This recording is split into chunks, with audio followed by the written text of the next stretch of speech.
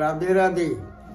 আমার এই সম্মুখে যে মাতা গুরু এবং আমার পিতা গুরুজি যে সামনে আছেন তারা দুজনকে আমার প্রণাম এবং উপস্থিত যারা এই জ্ঞানকামতি চ্যানেলের সম্মুখে যে যে আমার ভাই এবং বোনেরা এবং প্রত্যেককে আমার প্রণাম এবং এই জ্ঞানকামতি চ্যানেল থেকে যারা দূরে শুনতেছেন তাদেরকেও আমার প্রণাম।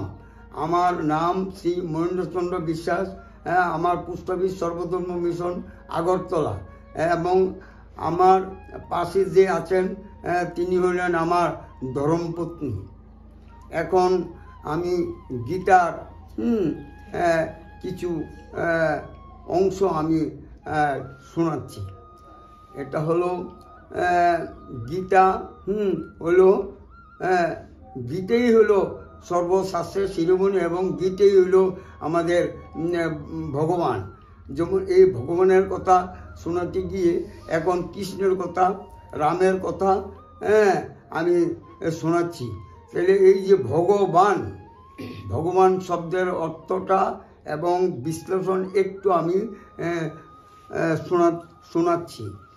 ভগবান ভয়েতে হইল ভূমি, গয়েতে গগন হইল আকাশ, বয়েতে হইল বায়ু, আয়েতে হইল অগ্নি, আর নয়েতে হইল নীল হইল জল। এই যে পাঁচতত্ত্ব, এই পাঁচতত্ত্বের মধ্যেই আমরা এসেছি এই পৃথিবীতে।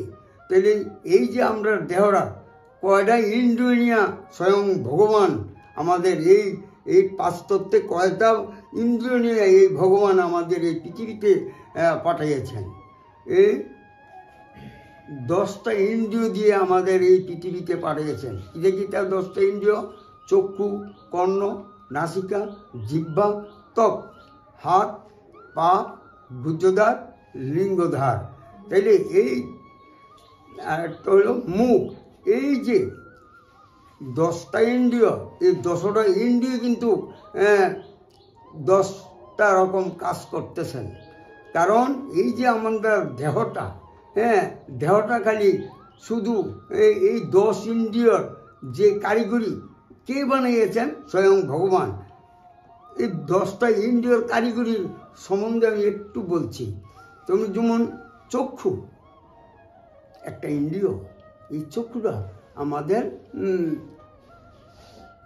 আলো দৃষ্টি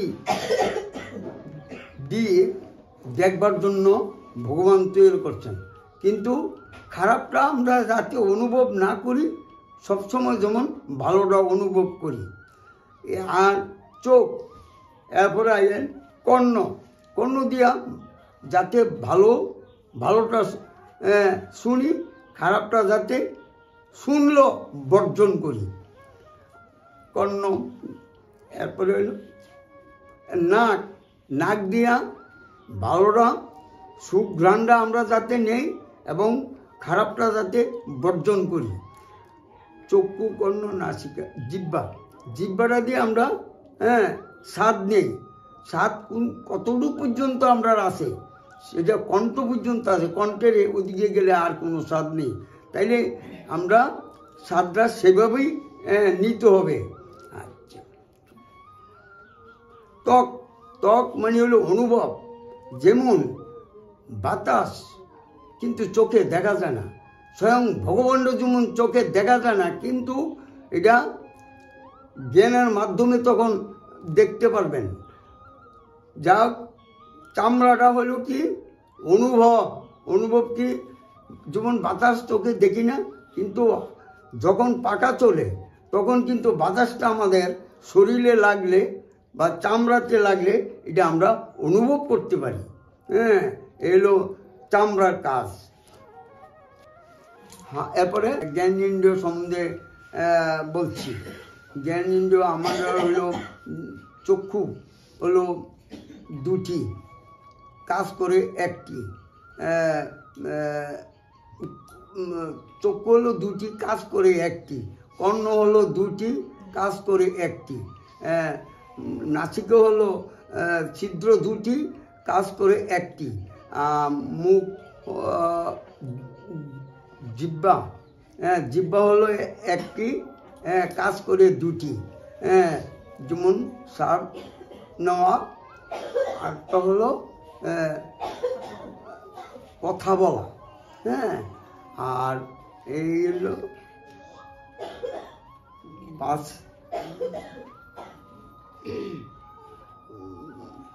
জ্ঞানেন্দ্রিয়র আলোচনা। যেটা জ্ঞানেন্দ্রিয়, যেটা কণ্ঠের উপরে, এটি তো জ্ঞানেন্দ্রিয়। আর যেটা আমরা কণ্ঠের নিচে, এটা হলো কর্মেন্দ্রিয়। কর্মেন্দ্রিয় হাত, পা, গুহ্যদ্বার, লিঙ্গদ্বার, মুখ। তাহলে এই যে হাত দিয়া, হাত হলো দুটি, ভালো কর্ম করা হাত দিয়া, আর খারাপ কর্ম যাতে আমরা না করি। আর পা দিয়া, পা হলো দুটি, এই পাও দিয়ে হলো আমরা চলা, হাঁটা চলা। তো পাও দিয়ে আমরা কি কর্ম করা? যেখানে সৎসঙ্গ হয়, যেখানে সৎ কথা আলোচনা হয়, যেখানে সৎ সঙ্গ চলে, পাও দিয়ে হেঁটে যেয়ে যাওয়া, যাতে আমরা পাও দিয়ে কোনো খারাপ, হেঁটে যেয়ে কোনো খারাপ কর্ম না করি। এই হলো পায়ের কর্ম। গুহ্যদ্বার, গুহ্যদ্বার হলো একটি, সেই গুহ্যদ্বার দিয়ে যাতে আমরা মল ত্যাগ করা, সেটা হলো গুহ্যদ্বারের কাজ। আর একটা হলো লিঙ্গদ্বার। লিঙ্গদ্বার হলো আমরা হলো যে শরীরের ভিতরে যে জলীয় জিনিস আছে, ওগুলোকে, খারাপটাকে বাহির করে দেওয়া আর শুদ্ধটাকে ভিতরে রাখা, এটাই হলো লিঙ্গদ্বারের কাজ।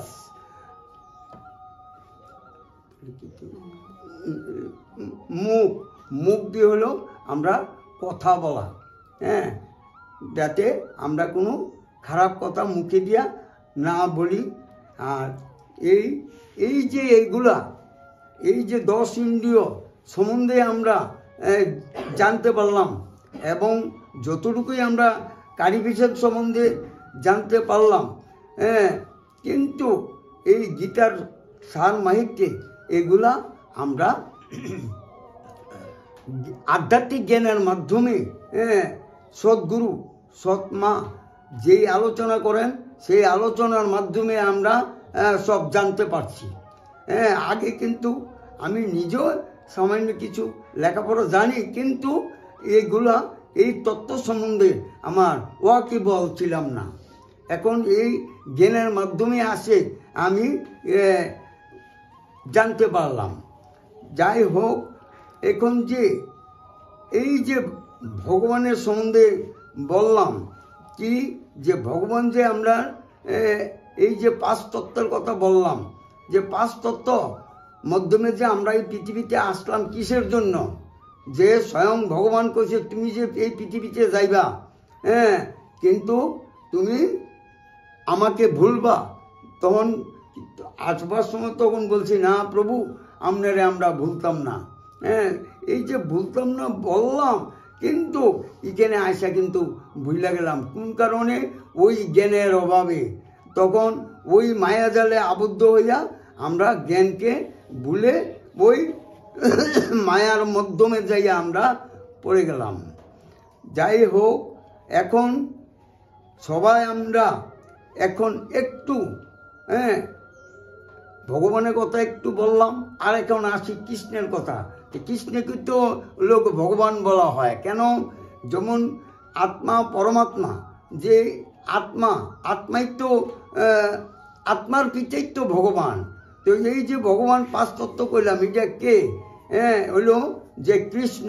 কৃষ্ণ ভগবান কি করে হলো? মানুষই সে ভগবান হলো, কারণ কৃষ্ণ কিন্তু মায়ের ঘরে জন্ম। তাইলে স্বয়ং ভগবান কোনো জন্ম মৃত্যুর চক্রে আসে না। তাইলে এই ভগবানটাকে, এই ভগবান হলো শিব। এই শিবের আত্মাই, শিবই আসিয়া কৃষ্ণের ভিতরে প্রবেশ হন। সেই জন্য কৃষ্ণকে ভগবান বলা হয়। হ্যাঁ, এবং ভগবান বলে আমরা মান্য করছি। কিন্তু এই যে ভগবান, হ্যাঁ, একটা কাহিনী এখন আমার মনে হচ্ছে, এই কাহিনীটা বলছি, রামের এক কাহিনী বলছি। তখন রাম সীতাকে নিয়ে বনে গেলেন। যাওয়ার পরে অনেকক্ষণ পরে সীতার আপনার জলের পিপাসা হয়েছে। জলের পিপাসা হওয়ার পরে রাম এই জঙ্গলের মধ্যে, এই বনের মধ্যে কোথায় জল পাবেন? তখন রাম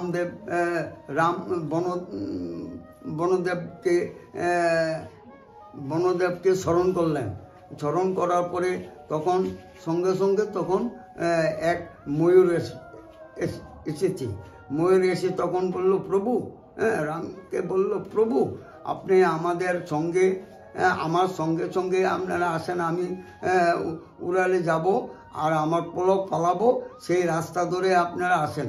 কারণ কিছুক্ষণ পরে গিয়ে এক গুহার মধ্যে এক সরোবর, ওই সরোবরের মধ্যে গিয়ে তিনি যখন পলকগুলা শেষ, তখন মাটিতে পড়েন।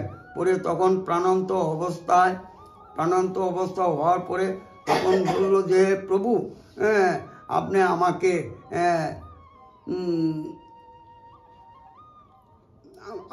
আমাকে দেহ পার করিয়ে দিবেন, আমি প্রাণ ত্যাগ করলাম। তখন এই রাম, যখন নাকি রামের আত্মাটা কৃষ্ণ হয়ে এই পৃথিবীতে আসেন, তখন রাম তো কৃষ্ণ তো ত্রিকালদর্শী, তখন তিনি ওই রাম ময়ূরের পাখাটা তানের চূড়ার মধ্যে লাগান। এই জন্যই অনেক কৃষ্ণের এই চূড়ার মধ্যে এই যে ময়ূরের পাখা তখন লাগানো হয়। যাক, এই আমার আজকে আমার এই আলোচনা এখানে আমি শেষ করছি। রাধে রাধে। রাধে রাধে, নমস্কার।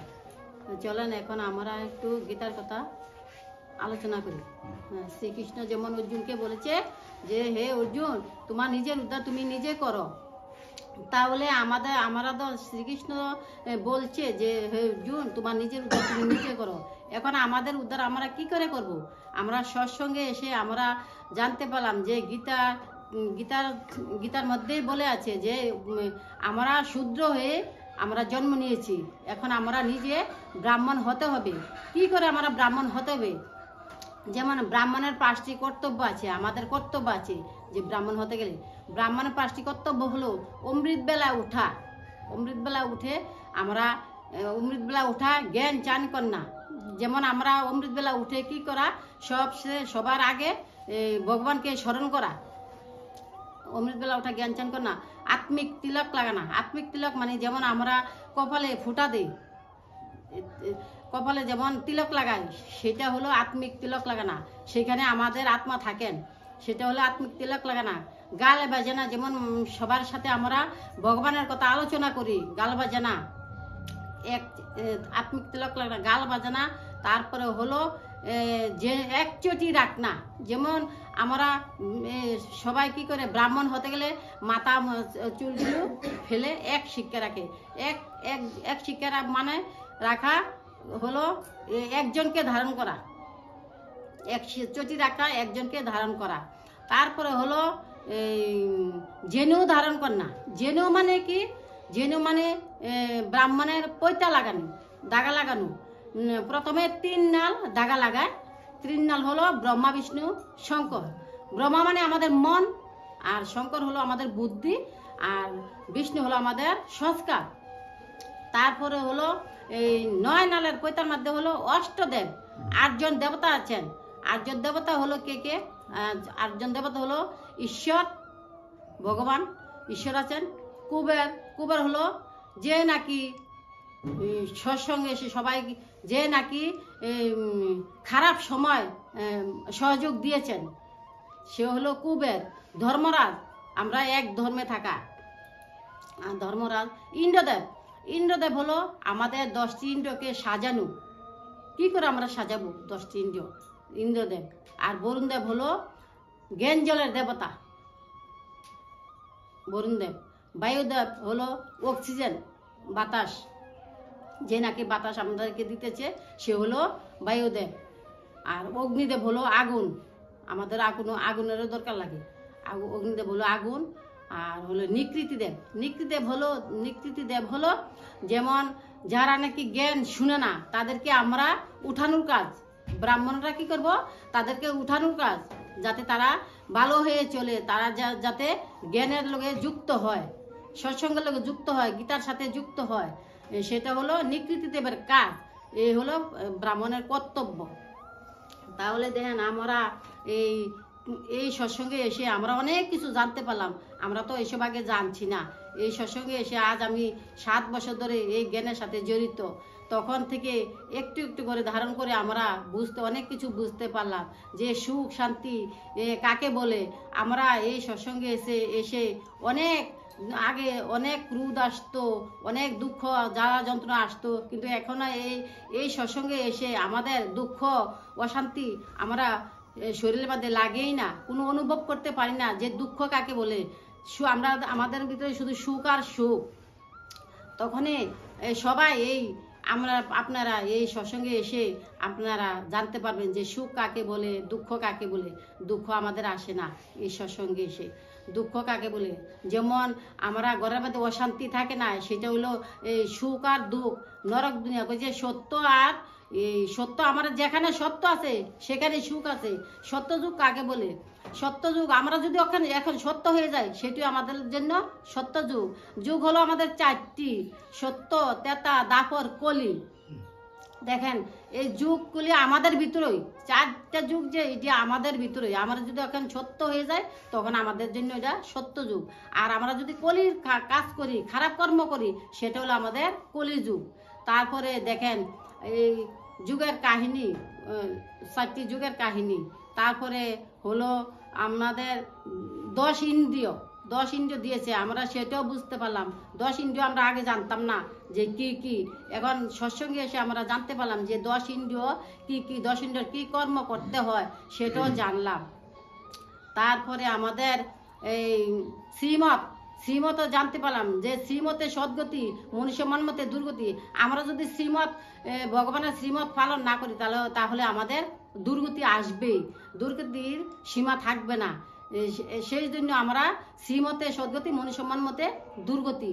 আমরা দেখেন ওর মিলে বারবার, গঙ্গাসাগর মিলে একবার।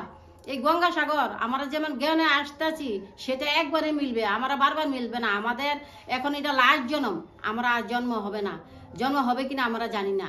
তারপরে যেসা অন্ন বেচামান, যেমন আমরা অন্ন খাবো তেমনি আমরা মুখের বাণীও তেমনি আসবে। আর যেমন কইছে যেমন অন্ন তেমনি যেসা অন্ন বেচা মন, আমাদের মনটা সেমনই হবে। তারপরে কইছে নজর হাঁটি দুর্ঘটনা ঘটি। আমরা যত নজর হাঁটি করব, চোখ ওইদিকে নিব, তাহলে আমাদের তো দুর্গতি হবেই। যেমন একটা গাড়ি চালাতে গেলে ড্রাইভার কি করে, ড্রাইভার যদি এদিকে চেয়ে গাড়ি চালায় তাহলে তো এটা অ্যাক্সিডেন্ট করবেই। তেমনি আমরাও যে সৎসঙ্গে আসতে গেলে আমরা ওদিকে কে কি বললো আমরা এটা দেখার বিষয় নেই। আমরা যেদিকে চলছি সেদিকেই যাব। যেমন আমাদের শরীরটা যেমন গাড়ির একটা, আমাদের আত্মা দুই বুকুটির মাঝখানে আত্মা কি খায়? গাড়ি, যেমন একটা গাড়ি দিয়ে বুঝেছে আমাদের শরীরটা একটা গাড়ি। যেমন গাড়ির মধ্যে গাড়ির তেল খায়, পেট্রোল ডিজেল এসব খায়। আর গাড়ির ড্রাইভারটা কি খায়? গাড়ির ড্রাইভারটা খায় ভাত, সবজি, রুটি এসব খায়। তেমনি আমাদের শরীরটা তেমনি একটা গাড়ির মতো। যেমন আমাদের শরীরটা হলো একটা গাড়ি আর আমাদের আত্মা হলো ড্রাইভার। আমরা যেমন ড্রাইভার যদি গাড়ি না চালায় গাড়ি চলবে না, তেমনি আমাদেরও আত্মা যদি আমাদের না থাকে আমরা মৃত্যু, আমাদের গাড়ি আর দেহরূপী গাড়ি আর চলবে না। আমরা বলি না যে আরে আমার দেহটা আর চলে না, দেহরূপী রথটা চলে না। কারণ কি, আমরা খাবার তো খাইতেছি শরীরের জন্য, কিন্তু আত্মার জন্য তো কিছুই খাইনি। আত্মার ভোজন হলো জ্ঞান। আমরা সকাল বিকাল এই জ্ঞান শুনতে হয়। তারপরে আমাদের শরীরের এনার্জি বাড়ে, শক্তি বাড়ে। এই শক্তি দেওয়ার একমাত্র মালিক প্রভু। প্রভু ছাড়া আমাদের আর কেউ নাই। আমাদের যেমন একটা দেখেন, আমাদের এমন বিশাল বড় এক রোগ হয়েছে, আমি আর বাঁচার মতন নেই। আমাদের গলার আছে না, আমাদের গলার এই দুইটি খাওয়া যে জায়গা দিয়ে আমি খাই সেই জায়গা আমার বন্ধ হয়ে গেছে। ডাক্তার বলছে যে তানে আর মানে বাঁচার মতন ক্ষমতা নেই। তখনই ডাক্তার কি করলো, আমাকে চিকিৎসা করলো। তারপরে চিকিৎসা করে আমি কি করলাম, এই টাইমে টাইমে ওষুধ তো খাইলাম। তারপর আমি সৎসঙ্গে আসা একদিনও বদ্ধ দিই নেই। আমি 3-4 দিন আমি ঘরে বসেছিলাম। ঘরে বসে বসে প্রভুকে আমি ধ্যান করছি। প্রভুর ধ্যানে আজকে আমার খাওয়াটা সব বদ্ধ হয়ে গেছিল। এক চামচ জলও খেতে পারতাম না, এরকম হয়ে গেছিল। তখন আমি সৎসঙ্গে এসে তখন আমার এই রোগ যে কোথায় গিয়েছে আমি নিজেই জানতে পারি না, যে আমার কি হয়েছে না হয়েছে। আমি আগের মতনই অনেক সুস্থ হয়ে গেছি, আমার কোনো রোগই নেই। আমি মনে করলাম যে আমরা ভগবান বলছে উষা পানি করনেছে সারা দুনিয়া বিমারি বাঘ জাতি হে। আমরা যদি ঘুম থেকে উঠে বাসি মুখে আমরা উষা পানি মানে গরম জল আমরা খাই, তখন কি হয় আমাদের, ওই যে আমরা তেল মশলা ঝাল ঝুল এসব খাই, তখন আমাদের ভিতরে চাটনি আছে না, ছাটনি না, যেমন আমরা চা চাটনি আছে সেরকম একটা ছাটনি আছে, সেটা বদ্ধ হয়ে থাকে তেল মশলা। তখন আমরা কি করি, গরম জল, ওই যে সকালবেলা উঠে গরম জল খাই। গরম জল খাইলে আমাদের ওই চাটনিটা যে পরিষ্কার হয়ে যায়। তখন আমার যেমন আমরা কাপড় একটা ময়লা হলে এই ময়লা কাপড়টা কি করার লাগে, এই গরম জল দিয়ে সাপ দিয়ে এটা পরিষ্কার হয়ে যায়। তেমনি আমাদেরও ভিতরে এই যে আবর্জনা আছে সেগুলোকে কি করে পরিষ্কার হবে, সেগুলি পরিষ্কার হবে গরম জল যেন আমরা খাবো না, তখন আমাদের এই সব আবর্জনা একসাথে সব চলে যাবে। তারপরে আমরা সব এই আবর্জনা বের হয়ে যাবে। আপনারা খেয়ে দেখেন, সকালবেলা উষা পানি খাবেন, দেখবেন আপনারা একটা ওষুধও খাওয়া লাগবে না, সব রোগ মানে চলে যাবে। তখন আমরা এইসব ব্যবহার করি। তারপরে আমরা তাহলে দেখেন আজ আমরা কত সুখে আছি, শান্তিতে আছি। আমাদের ছেলের বউ নাতকুর ছেলেরা সবাই মিলেমিশে আমরা সুখে আছি, শান্তিতে আছি, কোনো অশান্তি নেই। আমরা দেখেন আমরা আত্মীয় স্বজন সবার সাথে আমরা মিলেমিশে আছি, সুখে শান্তিতে আছি, কোনো ঝামেলা নেই। আপনারাও আসেন, আপনারা সবাই মিলেমিশে আপনারাও সৎসঙ্গে আসেন। আমরা সৎসঙ্গে এসে আমরা এই যে জানতে পারছি কি করে সংসারের মধ্যে মিলেমিশে থাকা যায়, চলা যায়, আত্মীয় স্বজন লোকে কি করে চলা যায়, সব আমাদেরকে এই সৎসঙ্গে সব কিছু শেখায়, ভালো শেখায়, কোনো খারাপ শেখায় না। এখানে সব সত্য, এখানে শুধু আত্মার জ্ঞান দেওয়া হইতেছে। সবাই আপনারা এখানে আসেন, আসলে আমরা খুব শান্তি পাবেন। আমি জানতে পারলাম যে আমরা যেমন শান্তি পেয়েছি আপনারাও সবাই এরকম শান্তি পাবেন। আপনারা সৎসঙ্গের সাথে জড়িত হন। আমি আজ এতটুকুই। রাধে রাধে, নমস্কার। আমি আবার কাল আসবো নতুন নতুন পয়েন্ট নিয়ে। নমস্কার।